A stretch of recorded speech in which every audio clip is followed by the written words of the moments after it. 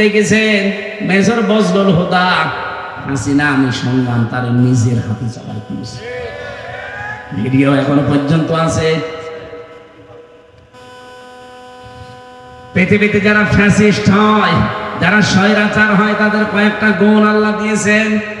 ফেরাউনের যেমন ছিল, ওর এত লোক লস্কর, এত প্রশাসন থাকার পরও বলে যে মোসাকে তোমরা মেরে ফেলো না, বলেছে নিয়ে আসো, আমি হত্যা করব। এদের ভেতরে আল্লাহ এটা তৈরি করে দেয়। যখন মানুষ ফ্যাসিস্ট হয়ে যায়, স্বৈরাচার হয়ে যায়, সীমা লঙ্ঘন করে, তখন আল্লাহ পাক তাকে অপমানজনক শাস্তি দেওয়ার জন্য এই কাজগুলো করার সুযোগ করে দেয়। তামাম দুনিয়া তখন তাকে ঘৃণা করে। এই তথ্যটা আছে সূরা আলে ইমরানের, ইন্নামা নুমলি লাহুম লিয়াজদাদু ইসমা ওয়া লাহুম আযাবুম মুহিন। অবশ্যই ওদের পাপের বোঝা যখন পরিপূর্ণ হয়ে যায়, তখন আমি আল্লাহ ওই লোকটাকে অপমানজনক শাস্তির ভেতরে ফেলে দেই। নয়তো কোন কারণে বলেন নিজে বুকের উপরে পা দিয়ে নিজে জবাই করতে যাবে বলেন? আর লোক ছিল না দেশে? প্রশাসন তার নিজের, বিচার ব্যবস্থা তার নিজের, সব গোয়েন্দা তার নিজের, দলীয় তার নিজের। ও বলতে পারতো না যে ওরে তোমরা মেরে ফেলো? ও নিজে জবাই করেছে। এটা ফেরাউনের স্বভাব, স্বৈরাচার যারা তাদের স্বভাব। এটা তো আমি বানাচ্ছি না, আমি বানালে আলেমরা ছেড়ে দিত আমারে। 2 নম্বরেও বলেছিল আমি কেন মুসাকে হত্যা করব জানো? কারণ আমি আশঙ্কা করছি আমার দেশে যে আইন কানুন চলে, এই আইন কানুন মুসা পাল্টিয়ে ফেলবে। এই বাংলাদেশে যারা আল্লাহর আইন প্রতিষ্ঠা করতে চায়, মানুষের তৈরি করা আইন বাদ দিয়ে, জালেমদের টার্গেট শুধুই তারা। এই জন্য দেশে আল্লাহর আইন যারা কায়েম করতে চাইতো, তাদের 11 জনকে ফাঁসি দিয়েছে। এই কথা বলে না কেন? 5 জনকে তো সরাসরি, আর 6 জন আল্লামা দেলাওয়ার হোসেন সাইদি সারা জীবন বলতো আমরা আল্লাহর আইন চাই, তাকে মৃত্যুর থেকে ঠেলে দিল। দেখেন অন্য যারা আছে তাদের কিন্তু জালেমরা টার্গেট করে না। কত মানুষ এই তাহিরের মতো কত ডাক দিচ্ছে, তাহিরও নাকি ফিলিস্তিনের পক্ষে ডাক দিয়েছে। ওর মতো শয়তান যদি ফিলিস্তিনের পক্ষে ডাক দেয়, তো শয়তান তো বসে বসে আসবে। ও আমার চাইতে বড় শয়তান, এত শিরিক বাংলাদেশে কেউ করে না। কথা বলেন। কেল্লা বাবা, ফতে বাবা, শাহালি বাবা, কোয়েল বাবা, আর ওই শয়তান।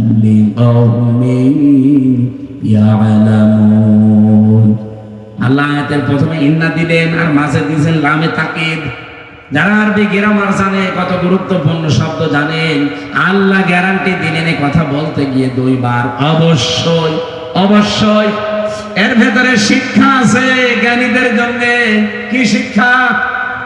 হানিফ বাংলাদেশে 3 নাম্বার পজিশনে ছিল আওয়ামী লীগের।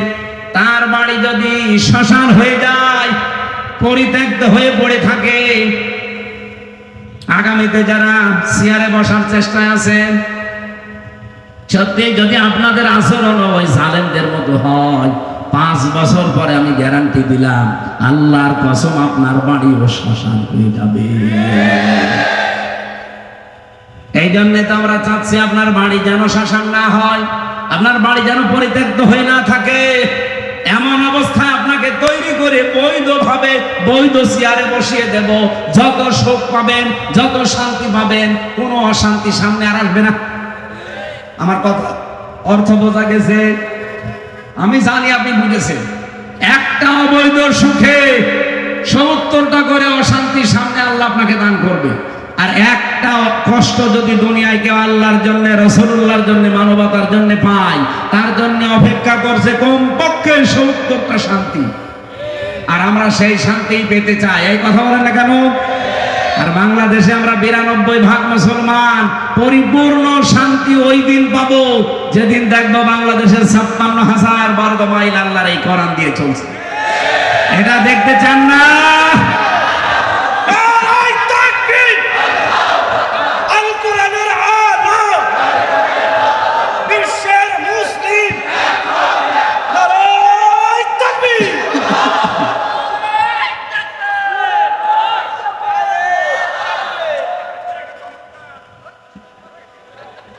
আমি করছি তাফসীর, আর বলছে গজল। কোন ধরনের মানুষগুলো? ওকে শুনছে নাকি অন্য জায়গাতে আছে? কি বলছে আপনি বুঝতেছেন ভাই? আমি যে আয়াত পড়েছিলাম না, সূরা আলে ইমরানের 139 নম্বর আয়াত, আল্লাহ বলেন কোনো ভয় নেই, হীনমন্য হবা না, ভেঙে পড়বা না, দুর্বল হবা না, চিন্তাও নেই। ওয়ান্তুমুল আ'লাউনা, তোমরাই বিজয়ী হবে। তোমরাই, বলেন বলেন। আল্লাহ রাব্বুল আলামিন শব্দ সেট করেছেন কি করে দেখেছেন? তোমরাই বিজয় হবে। কিন্তু সমস্যা হয়ে গেছে পরের শব্দটাই, ইন কুনতুম মুমিনিন, যদি মুমিন হতে পারো। আরে ভাই, কোরআনের কোন শব্দ যদি আপনি বোঝার জন্য চেষ্টা করেন, নবীজি বলেন 500 রাকাত নফল নামাজের সওয়াব হবে। আর আমি যদি এখন মাছের কাহিনী শুরু করি সারা রাত, আমার মুখস্থ আছে, আমি বলতে পারবো।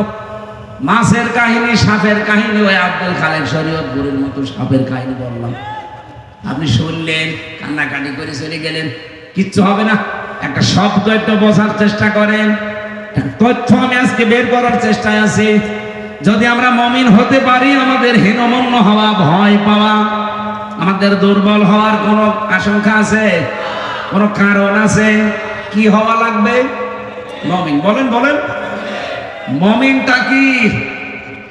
আজকের তেলাওয়াতকৃত আয়াত এই সংক্রান্ত আমি পড়েছি সূরা বাকারা 208 নম্বর আয়াতের প্রথম অংশটা।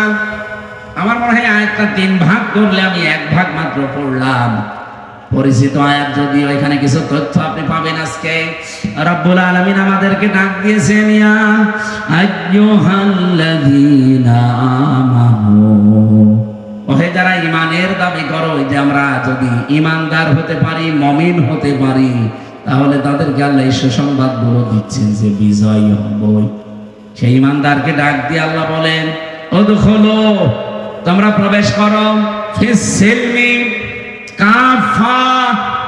এখানে শব্দটা যদি জবর দিয়ে, জের দিয়ে, আপনি খালি জবর দিয়ে পড়লে হবে সালমন মানে শান্তি, আর জের দিয়ে পড়লে সিলমন মানে ইসলাম। আল্লাহ এখানে শান্তিতে প্রবেশ করা, ইসলামে প্রবেশ করা, দুইটাই বোঝাতে চেয়েছেন। কারণ ইসলাম মানে কি? বলেন বলেন। যদি ইসলাম মানে বাংলায় শান্তি না, ইসলাম মানে আত্মসমর্পণ করা। কেউ যদি সত্যি আত্মসমর্পণ করে, কার কাছে করবেন? এই যে ফিস সিলমি কাফা, পরিপূর্ণভাবে ইসলামের কাছে, ইসলামের ভেতরে।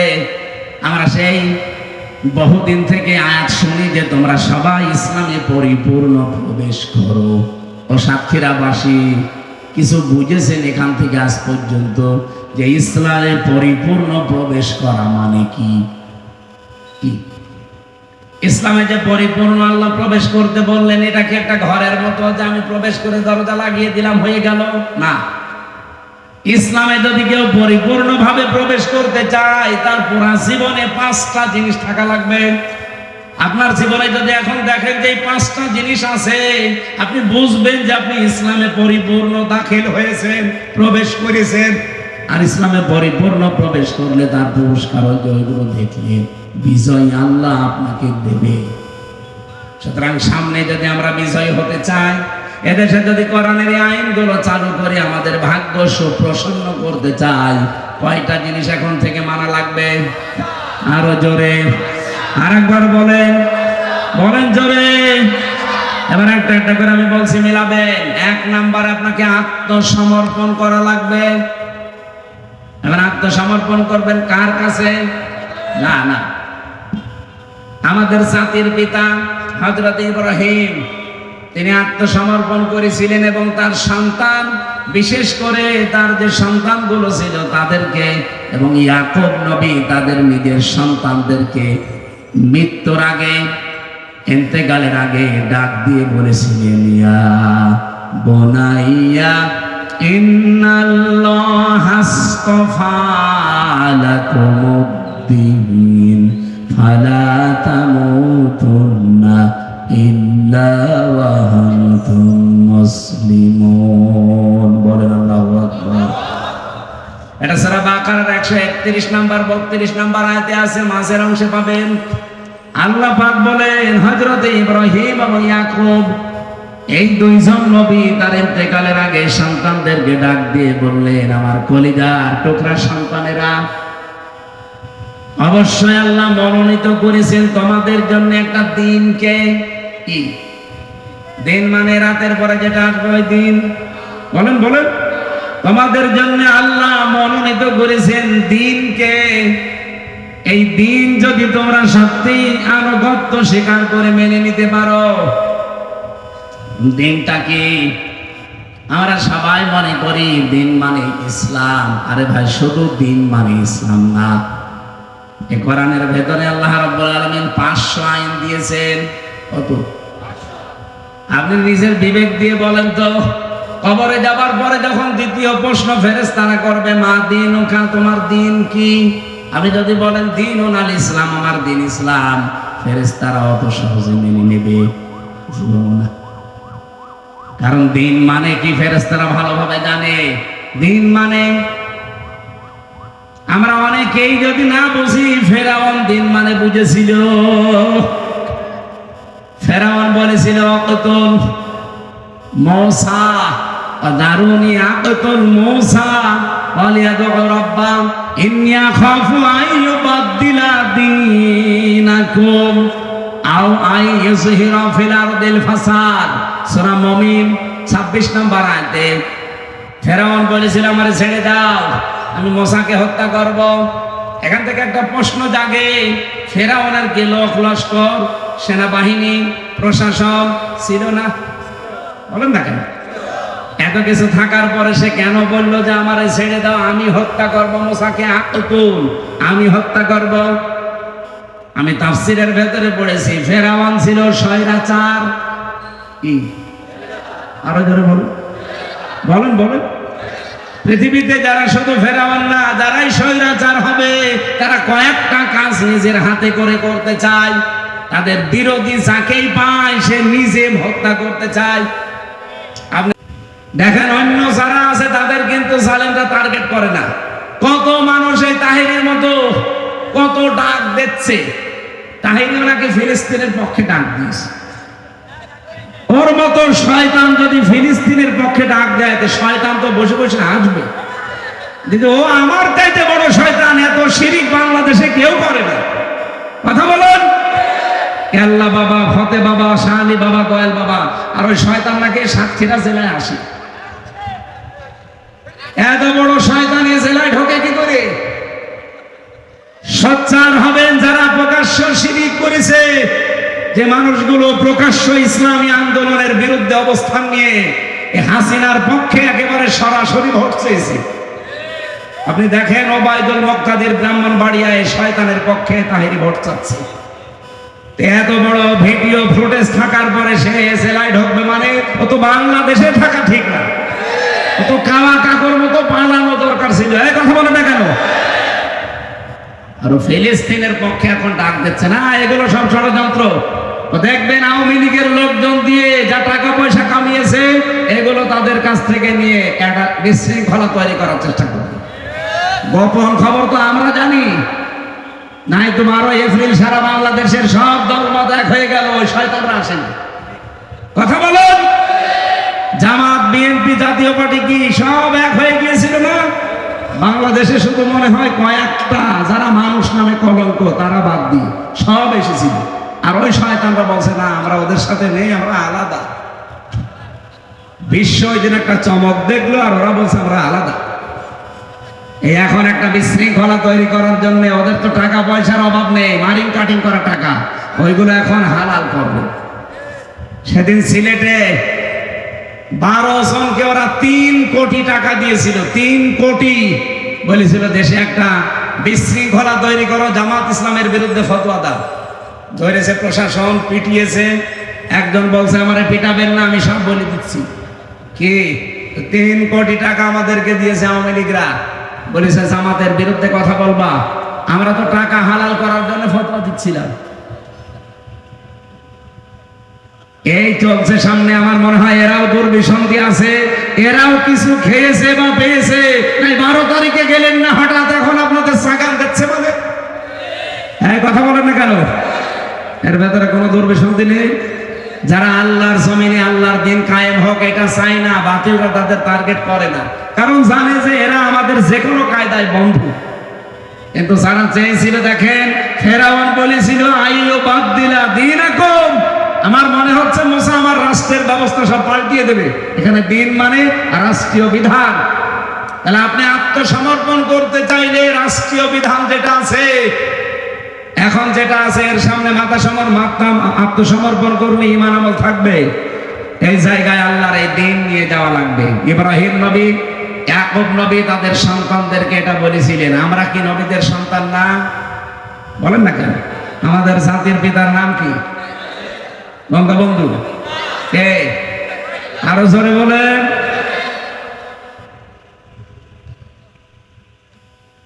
এমনকি বঙ্গবন্ধু এই শব্দটাও চিন্তায় হয়ে গেছে। আপনি দেখেন ইতিহাস পড়ে, এই ভারতবর্ষ একজন মুসলিমের নাম বঙ্গবন্ধু উপাধি দেওয়া হয়েছিল প্রায় 1912।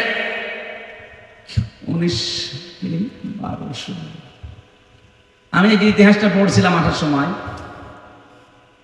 তারিখটা আমার মনে নেই। বঙ্গবন্ধুকে দিয়েছে তোফায়েল আহমেদ।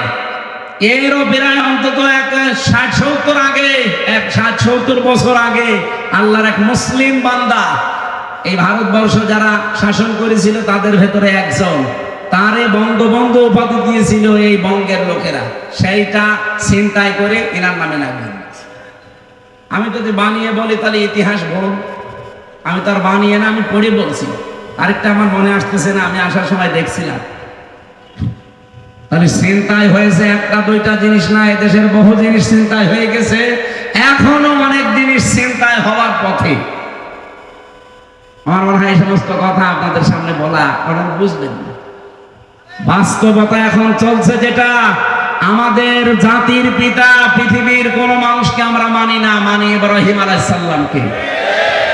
উনি ইন্তেকালের আগে আমরা যেহেতু তার সন্তান, এজন্য লাকুমুদ্দিন কম শব্দ আছে, যে তোমাদের সবাইকে আমার আল্লাহ মনোনীত করেছে একটা দিনের জন্য, তার নাম ইসলাম। বলেন বলেন, ওই যে সালমন সিলমন যাই বলেন, ফালা তামুতুন্না মরবানা ইল্লা ওয়া আনতুম মুসলিমুন, যতক্ষণ মুসলমান না হতে পারো। সুতরাং আপনি যদি ইসলামে প্রবেশ করতে চান পরিপূর্ণভাবে আত্মসমর্পণ করা লাগবে আল্লাহর দ্বীনের সামনে। কিসের সামনে? 2 নম্বরে আপনার ইখলাস তৈরি করা লাগবে প্রত্যেকটা কাজে। লোক দেখানো কাজ বাদ দেন। এদেশে একামতে দ্বীনের আন্দোলন অনেক মানুষ এখন যুক্ত হচ্ছে, অনেককে আমরা দেখতে পাচ্ছি, তাদের ভেতরেও রিয়া, লোক দেখানো, মানুষ দেখানোর কাজ কারবার না।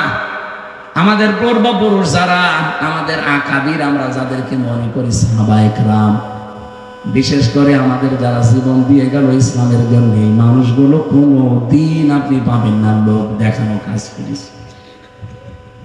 সাবেক আমিরে জামাত, নাম হচ্ছে মকবুল আহমেদ, ফেনীতে বাড়ি। কি সাধারণ জীবন যাপন করতে দেখেছেন আপনি তার। এখনকার যিনি আমিরে জামাত ডক্টর শফিকুর রহমান, উনি একটা দামি জামা ওনাকে উপহার দিয়েছিল, জামাটাও নেয়নি, সঙ্গে সঙ্গে জামাটা একজন গরিব মানুষকে দিয়ে দিয়েছে। এত বড় বিশাল একটা দল বাংলাদেশ জামাত ইসলামী, তার আমির সারা বাংলাদেশের তিনি, অথচ ঢাকাতে তার কোনো বাড়ি নেই, ফ্ল্যাট নেই, ছেলের ভাড়া করা বাড়িতে থাকবো। চিন্তা করতে পারেন, একটা মেম্বারের গায়ে ঢাকায় ফ্ল্যাট হয়ে যায়, আর সারা বাংলাদেশের চেয়ে এত বড় একটা দলের আমির। মানুষ লোক খুঁজে পায় না, আমি তো এদেরকে চোখে আঙ্গুল দিয়ে দেখাবো। আপনি যে লোক খুঁজে পান না বলেন, আপনাকে চোখে আঙ্গুল দিয়ে দেখানো লাগবে? সাতক্ষীরা তো জ্বলন্ত প্রমাণ। আমি নিজে সাক্ষী ভাই, আমি নিজে আমার নিজের টাকা একবার 60,000, একবার 10,000, আর একবার 15,000, এই টাকা আমি নিজে আমিরে জামাতকে বললাম যে আপনি খরচ করবেন। সঙ্গে সঙ্গে আল্লাহর বান্দা নিয়ে পাশে যে ছিল দলীয় লোক, তাদেরকে দিয়ে বলল যে দলের জন্য কাজে লাগবে। আমি দিলাম হাদিয়া যে আপনার পারিবারিক জীবনে এবং ব্যক্তিগত জীবনে খরচ করবেন। 3 বার দিলাম, লোকটা 3 বারই দিয়ে দিল দলীয় মানুষকে, বললে ওদেরকে সব খরচ করে দাও। এ ছাতা এরপর থেকে আমি বলেন তো, এত কষ্ট করে করে টাকা জমাই ওনার দি হাদিয়া নেন, দেওয়াও সুন্নত নেওয়াও সুন্নত, কারণ ওনার কাছে গেলে উনিও হাদিয়া দেন। 3 বারে আল্লাহর মান্দা, 3 বারে দিয়ে দেন। এটা না আজকের হাদিস পড়ছিলাম আসার সময়, যারা দুনিয়া বিমুখ হয়ে যায় তাদেরকে সূক্ষ্ম সূক্ষ্ম কিছু জ্ঞান আমার আল্লাহ নিজের পক্ষ থেকে দান করে। দেখেন উনি কত কঠিন কঠিন প্রশ্নের জবাব দেয় এই আগস্টের 5 তারিখের পর থেকে। অনেক সাংবাদিক এমন কড়া প্রশ্ন করেছিল যে জামাত ইসলামী বাংলাদেশ, ইসলামী ছাত্র শিবির, ইসলামী ছাত্রী সংস্থা এত ভালো আপনারা বলেন, তাহলে এতদিন পর্যন্ত তারা রাষ্ট্রীয় ক্ষমতায় যেতে পারে না, মানুষ তাদেরকে চায় না কেন? উনি জবাব দিয়েছিলেন, মুয়াজ্জিন আযান দেয়, সবাই নামাজে আসে। আপনি জীবনে এই জবাব শুনেছেন কোনোদিন? দুনিয়া ত্যাগী যারা হয়ে যায় তাদের মুখ দিয়ে আল্লাহ এমন কথা বের করে দেয় পৃথিবী এর আগে কোনোদিন শোনে না। বলেছিল যে মুয়াজ্জিন তো ভালোর জন্যই আযান দেয়, হাইয়া আলাস সালাহ হাইয়া আলাল ফালাহ, ভালোর দিকে আসো, কল্যাণের দিকে আসো, নামাজের দিকে আসো, সবাই আওয়াজ শুনে আসে। বলেন বলেন, এমনও মসজিদ আছে বাংলাদেশে শুধু ইমাম সাহেব আর মুয়াজ্জিন, তাছাড়া কেউ এরকম জায়গা নেই। কিন্তু মুয়াজ্জিনকে শুধু ইমাম আর মুয়াজ্জিনের জন্য আযান দিয়েছে। এলাকায় হাজার হাজার মানুষ আসবে, এত বড় মসজিদ, কেউ আসে না। এখন দোষকে মুয়াজ্জিনের না এলাকার লোকের? এই 54 বছর তো আমরা চেষ্টা চালাচ্ছি এইটা কায়েম করার জন্য। কোনদিন কি আমরা বলেছি যে আমার বাবার নাম রিয়াজউদ্দিন, কুষ্টিয়ায় বাড়ি, আমার দাদার নাম জাহান আলী, আমার বাবা আর দাদার আইন আমরা প্রতিষ্ঠা করতে চাই, আপনারা আমাকে রায় দিন, বলেছি? আপনারা তো তাই বলেন যে আমি আমার স্বামীরটা চাই, কেউ বলে আমি আমার বাবারটা চাই। আপনাদেরকে এই পাগলা কোথায় কামড় দিয়েছে? যারা বলে আল্লাহর আইন আমরা এই দেশে প্রতিষ্ঠা করতে চাই, মন থেকে বলে, এই জন্য আমরা ইখলাস দিয়ে পরিপূর্ণ হতে চাই। আমা উমিরু ইল্লা লিয়াবুদুল্লাহ মুখলিসিনা লাহুদ্দিন। 3 নম্বরে যখন দেখবেন আপনার চরিত্র উন্নত, কি বললাম? আর আমাদের চরিত্র এমন খালি টিন পাওয়া যায়।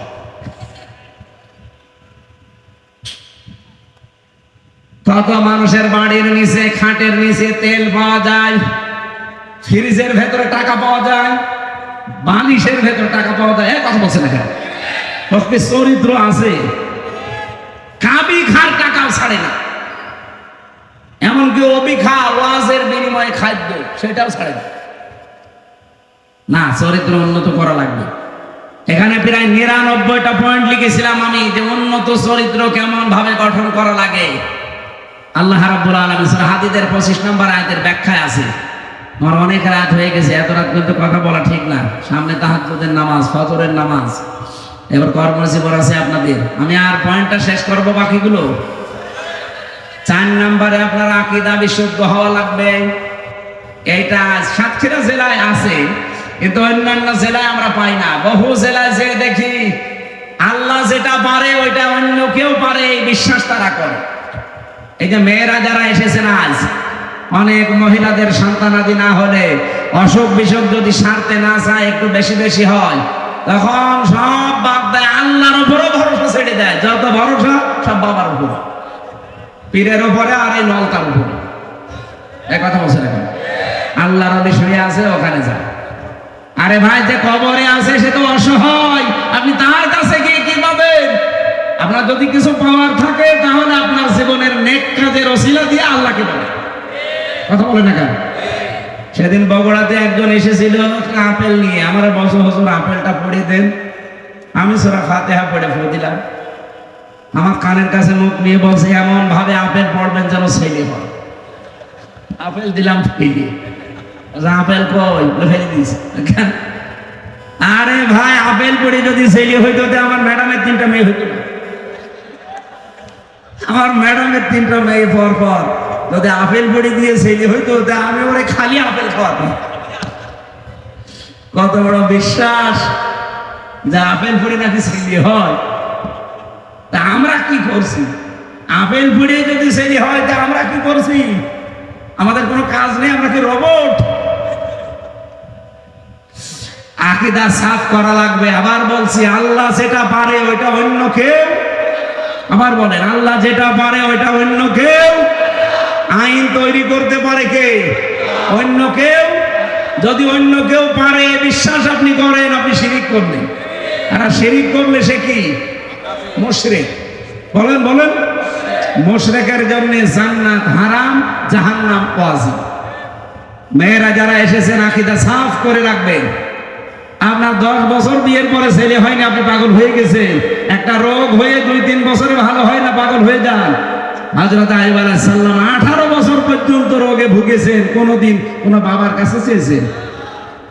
আমাদের জাতির পিতা ইব্রাহিম 86 বছর পর্যন্ত সন্তান হয়নি, কোনদিন কোন মাজারে যায়নি। বলেন বলেন। আমি এই যে সৃষ্টি জগতের সূচনা নিয়ে কিভাবে আল্লাহ তৈরি করেছিলেন মানুষকে, বিশ্বনবীকে, নূরের তৈরি, মাটির তৈরি, যে কথাগুলো মানুষ বলে, আমি এরকম সংক্রান্ত কিছু কথা নিয়ে কোরআন হাদিস থেকে মেয়েদের এই যে পারিবারিক জীবনে যে অশান্তি, এই অশান্তির দূর করার জন্য দাম্পত্য জীবনের কলহ এবং তার সমাধান, এরকম কয়েকটা বই জেলখানায় আমি লিখেছিলাম, পরে এসে পাবলিশ করেছি। এটা এসেছে, এটা এই সাদা গাড়িতে আছে মনে হয়, এই সাদা গাড়ি আমার। এখানে আপনারা যাওয়ার সময় শিক্ষিত মানুষরা নিয়ে যাবেন ওই সৃষ্টি জগৎ নিয়ে বইটা, অনেক তথ্য দেওয়া আছে। আর মেয়েদের জন্য একটা আছে, ওইটাও নিয়ে যান, কাজে লাগবে। কবরস্থানের জন্য কালেকশন করেছে এর আগে, এরপরও যারা টাকা বাড়ি নিয়ে যাওয়ার জন্য বসে আছেন, নিয়ে ওয়াফিনি ওয়ারযুকনি ইয়া রাব্বাল আলামিন। আল্লাহ তাআলা এই বিশাল আয়োজনের দিকে তাকাও, কত সুন্দর করে তারা সাজিয়েছে আলো ঝলমল দিয়ে। নিজেদের বাড়ি ঘর তারা এত সুন্দর করে সাজায় না। সাতক্ষীরার মানুষেরা এমনিতেই জুলুমের শিকার, আল্লাহ তুমি তাদের হামে ও নাসির হয়ে যাও। আজকের আলোচনায় যদি সওয়াব দিয়ে থাকো, কোটি কোটি গুণে বাড়িয়ে দাও। কিয়ামতে যিনি সুপারিশ করে জান্নাতে নিয়ে যাবে, ওই নবীর রওজায় পৌঁছিয়ে দাও। দুনিয়ার মাটির নিচে যারা ঈমান নিয়ে ঘুমিয়ে গেল, আল্লাহ এদেরকে ক্ষমা করে দাও। সম্মানিত সভাপতি আমার আরাফাতের ভাই আলহাজ সালাইমান সাহেবকে কবুল করো। প্রধান অতিথি আলহাজ আবু সাইদকে মঞ্জুর করো। যত আলেম ওলামা এখানে বসে আছে, হুসাইফি দেলাওয়ার হোসেন ভাই সহ সম্মানিত ওলামা ইকরাম যারা এসেছে, মাওলানা রবিউল ইসলাম আছে, মনোয়ার হোসেন মমিন সহ যত আলিম ওলামা প্রত্যেককে আলেম হিসাবে মঞ্জুর করো। মা বোনদেরকে তুমি খাদিজার মতো, আয়েশার মতো বানিয়ে দাও। রব্বুল আলামিন সাতক্ষীরার মাটির নিচে, বিশেষ করে এই গোরস্থানের উন্নয়নের জন্য, এই গোরস্থানে যারা ঘুমিয়েছে এদেরকেও ক্ষমা করে দাও। আল্লাহ তাআলা বাংলাদেশটা আগামীতে তুমি কোরআনের হাতে দিয়ে দাও। সব কিছুর ক্ষমতার মালিক তুমি, আমরা বিশ্বাস করি। ইন্নাল্লাহা আলা কুল্লি শাইইন কাদির। আল্লাহ তাআলা আমাদের বিশ্বাসের অমর্যাদা যেন না হয়। মেহেরবানি করে এই দেশটা এবার তুমি সত্যি কোরআনের হাতে তুলে দাও। যারা এই পৃথিবী ধ্বংস করার জন্য উঠে পড়ে লেগেছে, এই ইহুদির বাচ্চাদের তুমি পৃথিবীর মানচিত্র থেকে মিটিয়ে দাও। ভারতে উগ্রপন্থী হিন্দু যারা, এরা একটা একটা করে তোমার ঘর সব মাটির সাথে মিশিয়ে দিচ্ছে। আল্লাহ এদেরকে তুমি কন্ট্রোল করো। দুনিয়ায় এই উগ্রপন্থী সন্ত্রাসী জঙ্গি হিন্দুদেরকে পৃথিবীর মানচিত্র থেকে মিটিয়ে দাও। আল্লাহ তারা পৃথিবীতে থাকলে এগুলো ক্যান্সার, মানবতা বিপন্ন হয়ে যাবে। তোমার ঘরগুলো সব মাটির সাথে মিশে যাচ্ছে। কত মানুষ এই মসজিদগুলোতে সেজদা দিত, এখন আর সেজদা দেওয়ার জায়গা নেই। মেহেরবানি করে ভারতের মুসলমানদেরকে তুমি রক্ষা করো আল্লাহ। বাংলাদেশকে অশান্ত করার জন্য যারা চেষ্টা করে, জাতির সামনে তাদের ন্যাংটা করে দাও। বারাকাল্লাহু লানা ওয়া লাকুম ফিল কোরআনিল আযীম। কোরআনের কথাগুলো সহজ সরল ভাষায় যারা প্রচার করে, এই মিডিয়ার ভাইদেরকে কবুল করে নাও, তাদের জীবনে বরকত দাও। আল্লাহ ইখলাসের সাথে কাজ করার সুযোগ তাদেরকেও দান করো। মরণ আসলেই যেন কবরে যাওয়ার আগে বলতে পারি, লা ইলাহা ইল্লাল্লাহু মুহাম্মাদুর রাসূল।